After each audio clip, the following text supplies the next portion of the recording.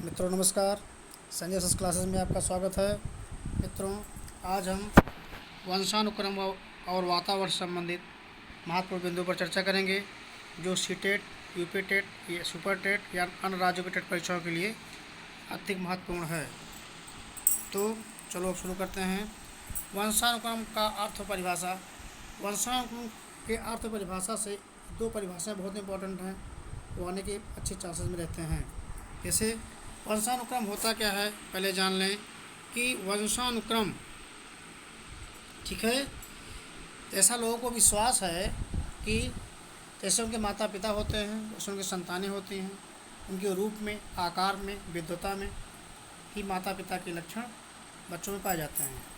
यदि उनके माता पिता विद्वान हैं तो बच्चे भी विद्वान होते हैं। पर देखा जाता है कि कुछ विद्वान माता पिता के बच्चे मूर्ख और मूर्ख माता पिता के बच्चे विद्वान होते हैं। ठीक है, इसका मतलब यह है कि जो बच्चों में गुण होता है वह केवल माता पिता के न होकर के पूर्वजों के गुण उसमें विद्यमान होते हैं। इसी को हम क्या कहते हैं? वंशानुक्रम। इसी को वंशानुक्रम, वंश परंपरा या पितृक। यहाँ से प्रश्न पूछ सकता है कि वंशानुक्रम को कई नामों से जानते हैं।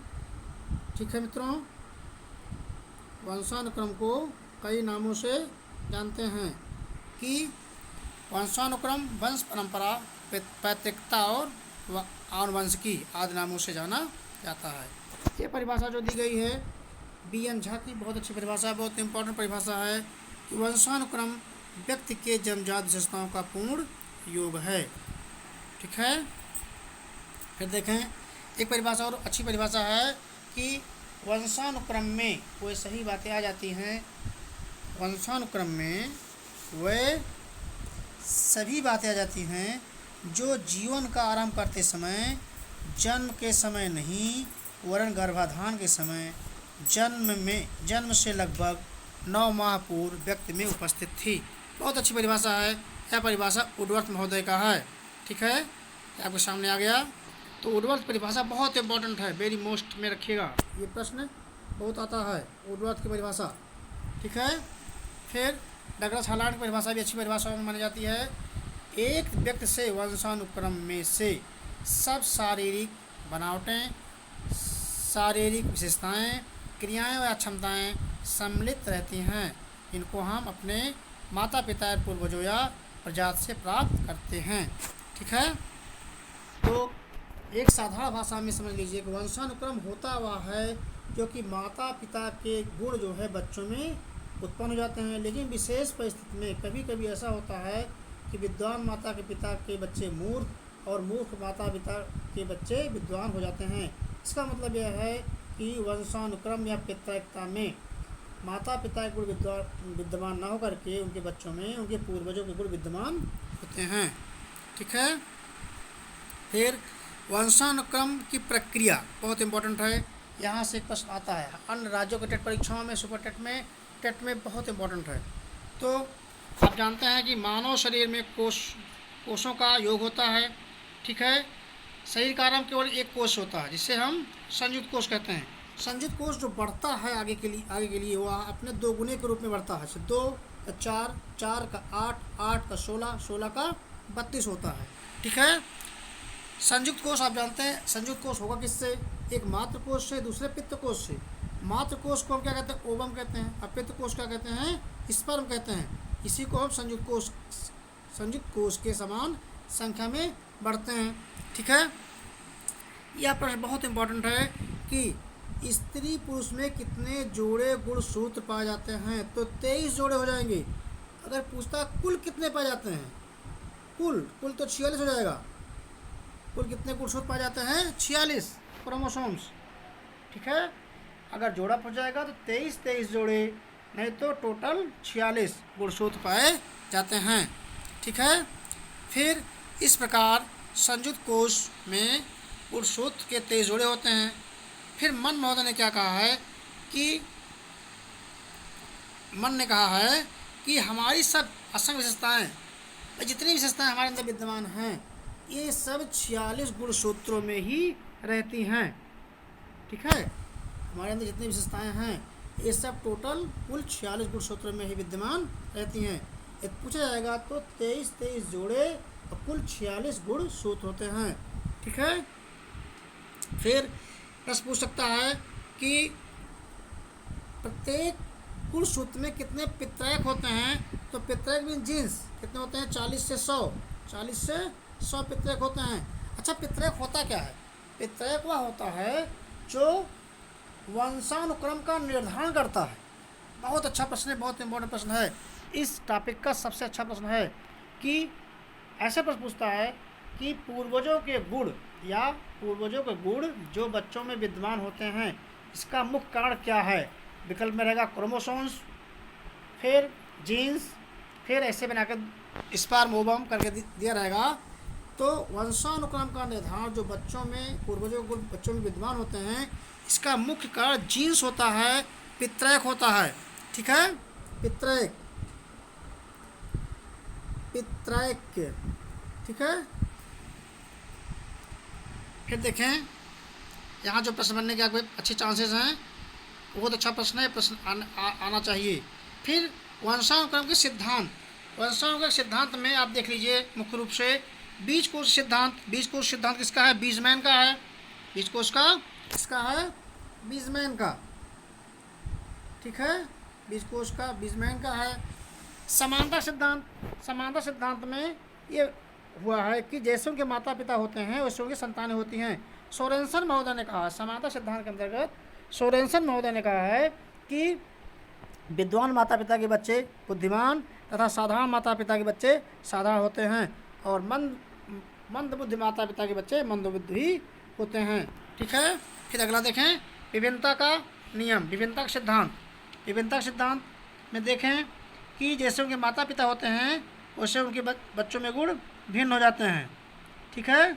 इस सिद्धांत के प्रतिपादकों में नाम लिया जाए तो डार्विन और लैमार्क। विभिन्नता का डार्विन और लैमार्क होंगे। ठीक है, विभिन्नता में डार्विन और लैमार्क। ठीक है। फिर सबसे इम्पोर्टेंट है आपका प्रत्यागमन का सिद्धांत। ये बहुत इम्पोर्टेंट है दोस्तों, इस पर आप विशेष रूप से ध्यान दीजिएगा। प्रत्यागमन का सिद्धांत प्रश्न पूछता कैसे है कि बालक में अपने माता पिता के विपरीत गुण जो पाए जाते हैं किस सिद्धांत के अंतर्गत होता है। ठीक है, तो बालक में अपने माता पिता के विपरीत गुण जो पाए जाते हैं उसी को ही प्रत्यागमन का सिद्धांत कहते हैं दोस्तों। बहुत अच्छा प्रश्न है। ठीक है। फिर अर्जित गुणों का सिद्धांत। अर्जित गुणों के सिद्धांत में लैमार्क ने कहा है कि व्यक्तियों द्वारा अपने जीवन में जो कुछ भी अर्जित किया जाता है यह उनके द्वारा उत्पन्न किए जाने वाले व्यक्तियों को संक्रमित किया जाता है। कहने का मतलब लैमार्क ने प्रयोग किया था जिराफ पर। जिराफ की गर्दन पहले कैसे होती थी? जिराफ की गर्दन कैसे होती बताएं मित्रों? तो ये पशु के समान होती थी। ठीक है, इनकी गर्दन पहले पशु के समान होती थी लेकिन परिस्थिति के कारण इनकी गर्दन लंबी होने लगी। ठीक है, परिस्थिति के कारण इनकी गर्दन लंबी होने लगी और यह स्थिति आ गया उस संक्रमण के कारण अब जो उनके संतानें उत्पन्न होती हैं उनके गर्दन स्वतः लंबे होने लगे। ठीक है। फिर मेंडल का नियम। मेंडल का नियम बहुत अच्छा है। मेंडल का नियम, मेंडल कहाँ के थे? यहाँ से प्रश्न बन सकता है। तो मेंडल जो थे ये बताएं मेंडल। तो मेंडल के बारे में आप देखें कि इस नियम को जेकोस्लोवेकिया के मेंडल ने कहाँ के थे? जेकोस्लोवेकिया के। देखें मित्रों, इस नियम को जेकोस्लोवेकिया के मेंडल ने एक गिरजे के बगीचे में छोटी मटर और बड़ी मटर को इकट्ठा करके बोया था। फिर उससे जो मटर उत्पन्न हुई उस बगीचे से वर्णशंकर प्रजाति की थी। फिर वर्णशंकर प्रजाति के मटर को उन्होंने कई बार बोया। फिर क्या हुआ, ऐसा आ गया कि वो मटर शुद्ध होने लगी। इसी प्रकार मेंडल ने क्या किया था, एक काले चूहे और सफ़ेद चूहे पर उन्होंने प्रयोग किया था। ठीक है, सफ़ेद चूहे और काले चूहे को उन्होंने एक साथ रखा, फिर उससे जो उत्पन्न चूहे हुए थे कैसे हुए थे, काले हुए थे। काले और सफ़ेद चूहे से जो संतानें उत्पन्न हुई थी काले हुए थे, फिर उस काले चूहे को एक साथ रखा तो उससे उत्पन्न होने वाले जो चूहे हुए फिर काले और सफ़ेद हो गए। ये मेंडल का नियम है। ठीक है, फिर देखें, वातावरण से प्रश्न पूछता है, परिभाषा, वुडवर्थ और रास की परिभाषा पूछता है। वातावरण आप जानते हैं, वातावरण दो शब्दों से मिलकर बना है।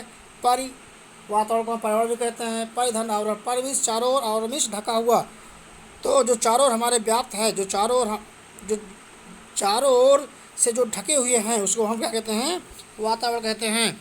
ठीक है, वातावरण परिभाषाओं में सबसे अच्छी परिभाषा वुडवर्थ की है मित्रों।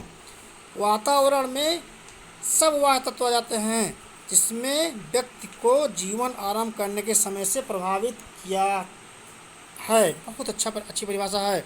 फिर रास की परिभाषा भी बहुत अच्छी परिभाषा है कि वातावरण वह बाह्य शक्ति है जो हमें प्रभावित करती है। बहुत इंपॉर्टेंट है, वातावरण वह बाह्य शक्ति है जो हमें प्रभावित करती है। ये परिभाषा बहुत अच्छी है। फिर ये परिभाषा वुडवर्थ की परिभाषा, ये दोनों परिभाषाएं बहुत अच्छी परिभाषाएं हैं। ठीक है, फिर देखें कि एक प्रश्न और बन सकता है कि वातावरण, एक प्रश्न आपके लिए अच्छा हो सकता है कि व्यक्ति वंश क्रम तथा वातावरण का योग नहीं, गुणनफल है। बहुत अच्छी परिभाषा है। व्यक्ति, मित्रों ध्यान दें, व्यक्ति वंश क्रम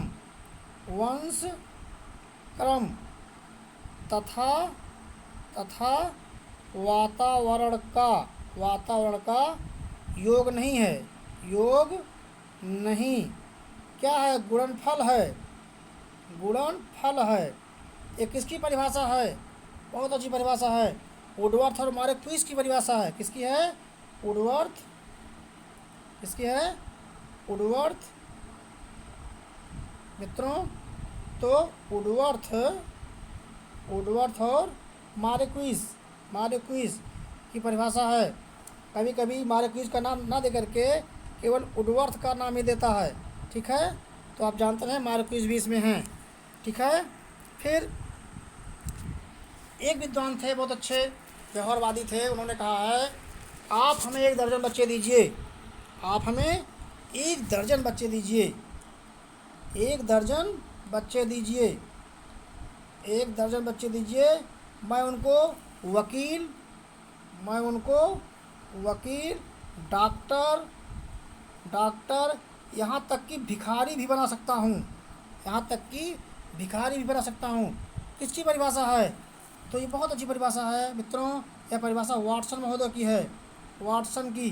ठीक है, वाटसन बहुत अच्छे व्यवहारवादी हैं, मनोवैज्ञानिक।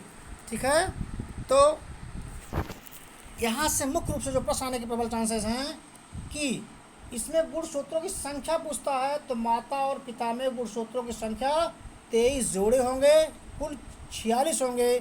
फिर पूछता है पूर्वजों के गुण जो बच्चों में विद्वान होते हैं किसके कारण होते हैं, तो पितृ के कारण होते हैं, जीन्स के कारण होते हैं। मित्रों हमेशा ध्यान दीजिएगा, जीन्स के कारण ही होते हैं। फिर प्रश्न बनता है यहाँ से मुख्य रूप से परिभाषाओं में, वंशाओं की परिभाषाओं में वुडवर्थ की परिभाषा बहुत इंपॉर्टेंट है जो हमने आपको बताया है, और वातावरण परिभाषाओं में बहुत इंपॉर्टेंट है, हमने आपको बताया वुडवर्थ और रास की। ठीक है, फिर वाटसन की परिभाषा हमने आपको बता दिया, आप हमें 1 दर्जन बच्चे दीजिए भैया, मैं उनको वकील, डॉक्टर, यहाँ तक कि मैं भिखारी भी बना सकता हूँ। ये परिभाषा बहुत इंपॉर्टेंट है। फिर एक परिभाषा बहुत अच्छी परिभाषाओं में है, व्यक्ति जो है वंश क्रम तथा वातावरण का योग नहीं, गुणनफल है। मित्रों ध्यान दीजिएगा, बहुत अच्छी परिभाषा है, बहुत इंपॉर्टेंट परिभाषा है। यह परिभाषा वुडवर्थ की ही है, वुडवर्थ तथा मार्क्वेस की परिभाषा है। तो मित्रों ध्यान दीजिए, यहाँ से आपके 1 से 2 नंबर आने के बहुत अच्छे चांसेस हैं। सीटेट हो, सुपर टेट हो, MP टेट हो या अन्य राज्य की टेट परीक्षाएँ हों। मित्रों यदि वीडियो आपको अच्छा लगा हो तो उस चैनल को सब्सक्राइब कर दीजिएगा और वीडियो को लाइक शेयर भी कर दीजिएगा। धन्यवाद।